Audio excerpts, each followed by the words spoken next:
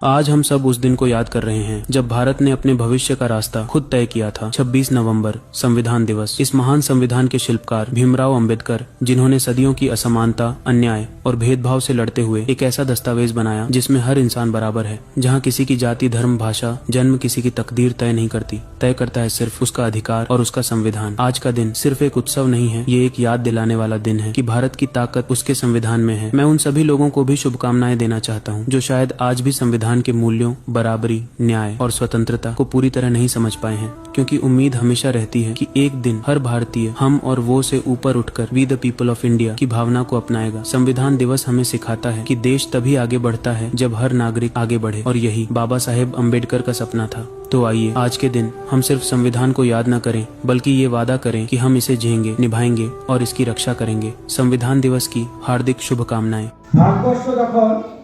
তিনটে আমাদের বাংলাদেশ, পাকিস্তান এবং এই ভারতবর্ষ তিনটে দেশ তখন একসঙ্গে ছিল।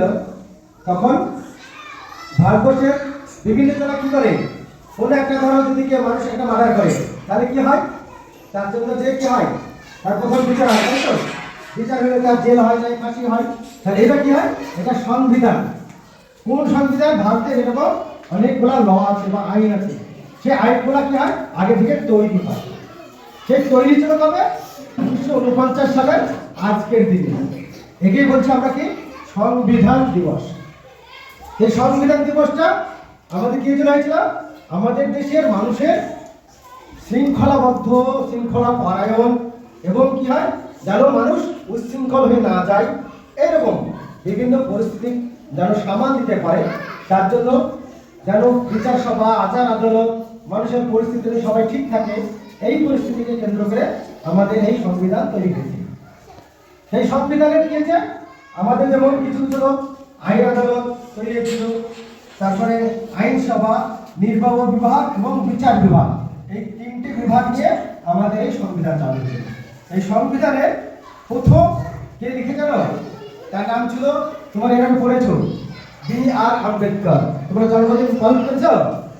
বি.আর. আম্বেদকর, অর্থাৎ পুরো নাম ছিল ভীমরাও আম্বেদকর। এই লোকটা কি করেছিল?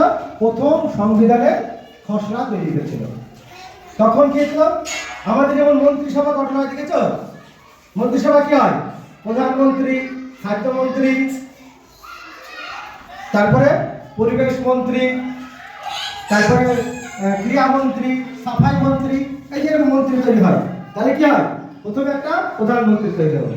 প্রধানমন্ত্রীর আন্ডারে এই সমস্ত খাদ্যমন্ত্রী, ক্রীড়ামন্ত্রী, সাফাই মন্ত্রী, পরিবেশ মন্ত্রী, এগুলো হয়। তার সাথে আবার কি মন্ত্রীর সঙ্গে চারটে সহকারী থাকে।